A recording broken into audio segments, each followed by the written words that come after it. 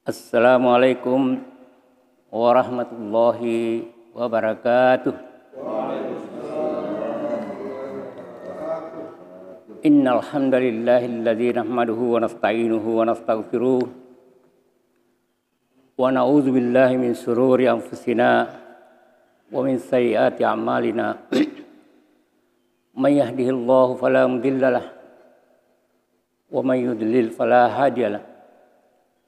Asyhadu an la ilaha illallah wahdahu la syarikalah. Iyyahu na'budu wa iyyahu nasta'in. Wa asyhadu anna Muhammadan abduhu wa rasuluh. Alladzi jaa'a bil kitabil mubin. Wa nusalli wa nusallimu ala hadzal nabiyil karim Muhammadin wa ala alihi wa ashabihi wa man tabi'ahum bi ihsanin ila yaumiddin, amma ba'd. Hadirin sidang jamaah subuh, jamaah Majlis Ilmu Al-Mukhlisin yang dirahmati oleh Allah Subhanahu wa taala. Pertama-tama kita kembali memanjatkan puji dan syukur kita kehadirat Allah Subhanahu wa taala. Tuhan yang senantiasa melimpahkan rahmat, taufik, hidayat dan inayahnya. Begitu pula limpahan nikmatnya yang tiada henti-hentinya. Sehingga alhamdulillah di subuh hari ini kita dapat kembali melaksanakan kewajiban kita, yaitu melaksanakan salat subuh secara berjamaah. Dan kita lanjutkan dengan acara diskusi Majelis Taklim, Majelis Ilmu Al-Mukhlisin di Masjid Al-Mukhlisin ini. Yang pada kesempatan ini kami berikan judul Zikir dan Pencerahan Qalbu. Hadirin sekalian, pengertian dan tujuan zikir. Makna zikir secara bahasa ialah mengingat dan menyadari. Dalam Al-Quran yang maha mulia, kata-kata zikir banyak dijumpai dengan beberapa pengertian, namun tidak jauh dari pengertian dasar. Dalam pengertian sehari-hari, zikir dapat juga diartikan sebagai doa dan pengharapan, tahmid dan syukur. Zikir berbeda dengan tafakkur. Zikir lebih condong pada keindahan cinta pada zat yang maha agung, yaitu Allah Subhanahu wa ta'ala, dengan sifat-sifatnya. Dengan demikian, yang dimaksud zikir adalah mengingat Allah Subhanahu wa ta'ala dengan keyakinan, kebenaran, dan keberadaannya melalui sifat-sifatnya. Hadirin sekalian, kalau kita berbicara tentang hakikat zikir, maka zikir itu mempunyai makna yang lebih dalam dan luas sebagai berikut. A. Salah satu cara yang paling ampuh untuk membersihkan sifat-sifat buruk atau mazmumah yang ada dalam kalbu manusia, seperti telah kita ketahui bahwa kalbu manusia telah diilhami dua sifat, yaitu kefasikan dan ketakwaan. Diperintahkan kepada manusia untuk membuang sifat-sifat jelek dan mengimplementasikan sifat-sifat ketakwaan dalam kehidupan kita sehari-hari. Dalam Al-Quran Allah berfirman, wa nafsi wa ma sawwaha fa alhamaha fujuraha wa taqwaha. Kada aflaha man zakkaha wa kada khaba man dassaha. Demi jiwa serta penyempurnaannya, maka dia mengilhamkan kepadanya kejahatan dan ketakwaan. Sungguh beruntung orang yang mensucikannya, dan sungguh merugilah orang-orang yang mengotorinya. B. Lafaz zikir yang diucapkan secara terus-menerus dan diresapkan ke dalam hati dapat meredakan dan mendidik nafsul amarah yang selalu cenderung kepada keburukan, berubah menjadi nafsul lawamah, yaitu nafsu yang selalu ingin bertaubat meskipun sangat sulit untuk menghindari dosa sepenuhnya, bila zikir diamalkan terus-menerus, maka seseorang akan mencapai tingkat nafsul mutmainnah, nafsu yang tenang, memiliki sifat-sifat sempurna seperti sabar, qanaah, tawakal, bersyukur, jujur, dan rida dan ridha. Firman Allah mengatakan, ya ayyuhan nafsul mutmainnah irji ila rabbiki radiyatan mardiyah. Hadirin sekalian, zikir dapat sebagai penghubung antara hamba dengan Tuhannya atau signal.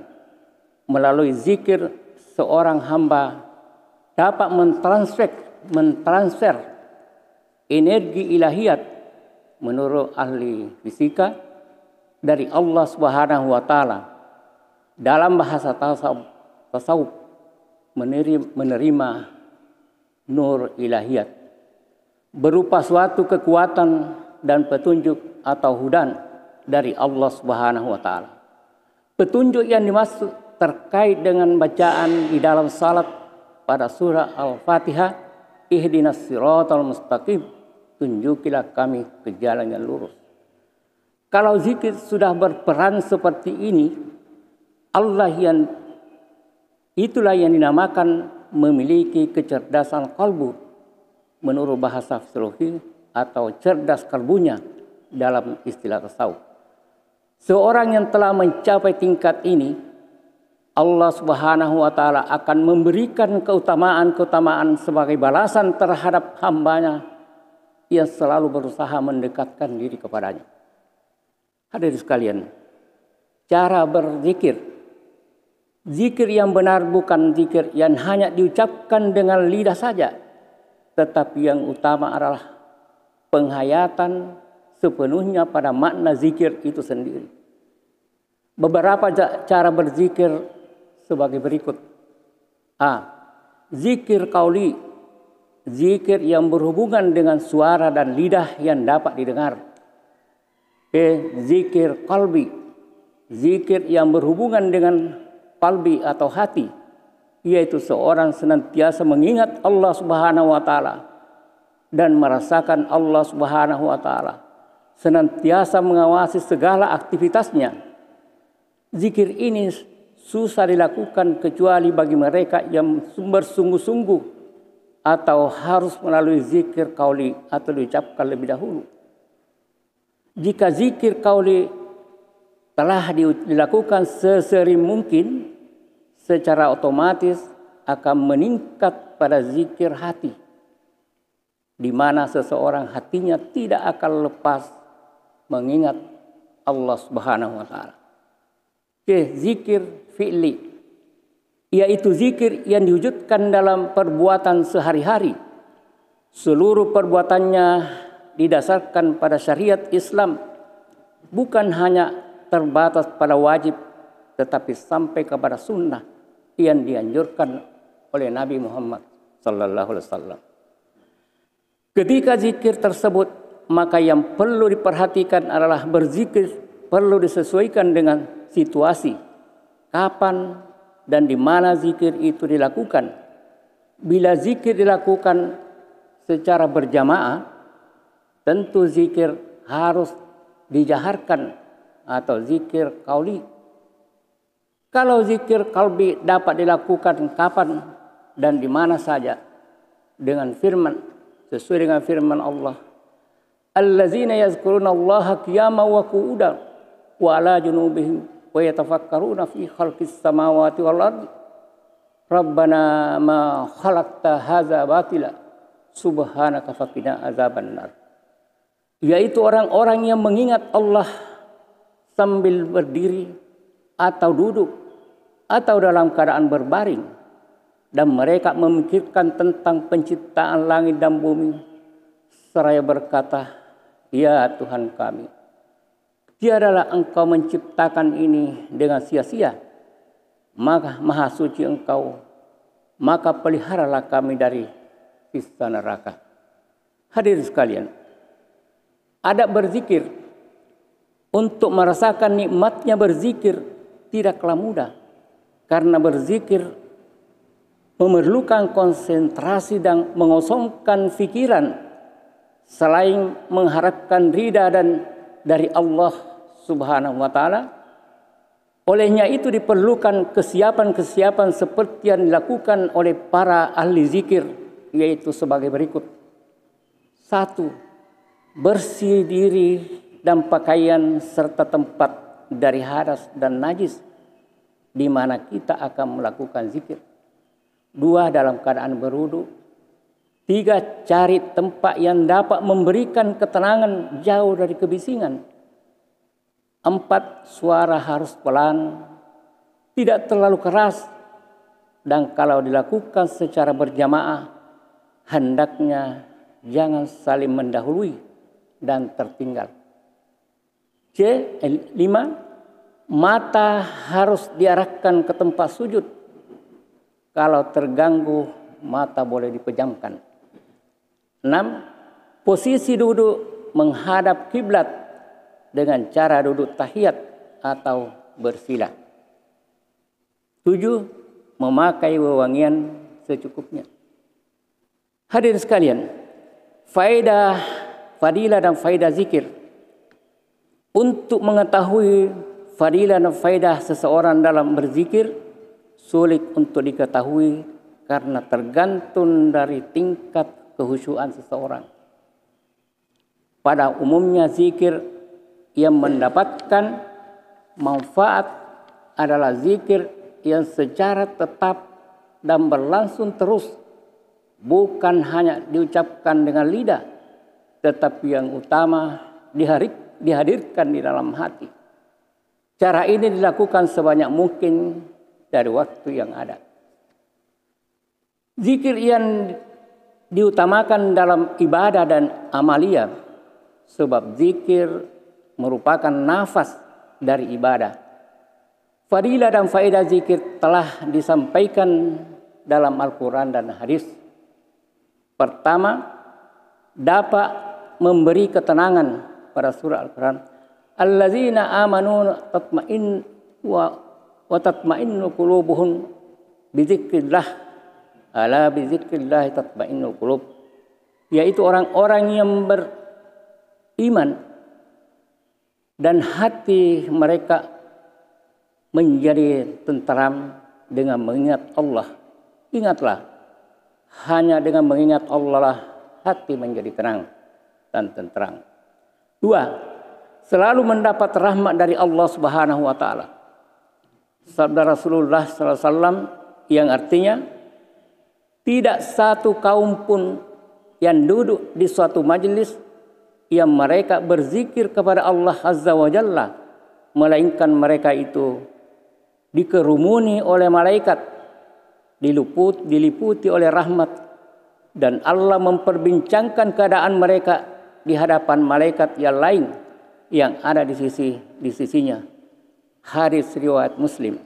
3. Melapangkan rezeki, melepaskan duka dan kesusahan. Hadis Rasulullah SAW dari Abdullah bin Abbas radhiyallahu anhu berkata, sabda Rasulullah sallallahu alaihi wasallam, barang siapa yang selalu beristighfar atau memohon ampun kepada Allah Subhanahu wa taala akan melepaskan baginya segala dukanya, pada segala kesusahannya, diberikan jalan keluar dan diberi rezeki dari sisi yang tak terduga. Hadis riwayat Abu Daud. Faedah dan fadilah zikir yang dikemukakan di atas hanya sebahagian dari yang ada. Belum lagi dengan fadilah dan faedah zikir melalui pengamalan-pengamalan yang dirasakan serta dialami oleh seseorang yang mengamalkan zikir secara kontinu. Dengan demikian, zikir dapat meningkatkan kecerdasan, terbukti melalui penelitian para ahli psikologi dan neurologi di California University kepada 2 orang anak, salah satu di antaranya selalu diperdengarkan zikir dan ternyata anak yang selalu mendengarkan zikir lebih cerdas. Zikir dapat pula menyembuhkan penyakit jika kita kembali pada makna zikir, bahwa zikir dapat mentransfer nur ilahiyat melalui asmaul husnanya. Bukan mustahil kita dapat merasakan atau mengalami faedah dan fadilah zikir. Hadir sekalian, adapun materi zikir, satu didahului dengan membaca salah satu surat, dua istighfar, yang ketiga menafikan sesuatu selain Allah, itu la ilaha illallah. Keempat, permohonan dan doa. Lima, menyebut-nyebut nama Allah, Allah, Allah. Enam, tasbih, tahmid dan takbir. Subhanallah walhamdulillah wa la ilaha illallah wal akbar. 7, ditutup dengan selawat kepada Nabi Muhammad sallallahu alaihi wasallam. Ini sekalian, dasar hukumnya itu surah Al-Baqarah ayat 192, Al-Ahzab 41, An-Nisa 10. Akhirnya, dalam menghadapi kehidupan yang semakin panas ini, di mana-mana ada kekacauan, kekerasan, pelecehan dan penganiayaan, yang seakan-akan dunia ini membawa kita jauh dari ridha dan rahmat Allah Subhanahu wa taala. Terlepas dari lingkaran orbit ilahi, mengapa terjadi demikian? Jawabnya ya, pertanyaan. Allah tiada peraturan Allah diinjak-injak, sementara kita hanya sebagai penonton yang tidak berdaya. Dan kelalaian kita berzikir kepada Allah Subhanahu wa taala. Berzikir karena dengan zikir kita akan mendapat kekuatan petunjuk dan kemampuan serta kemudahan yang dari Allah Subhanahu wa taala. Mudah-mudahan ada manfaatnya. Kami akhiri. Hadanallahu wa iyyakum. Wassalamualaikum warahmatullahi wabarakatuh.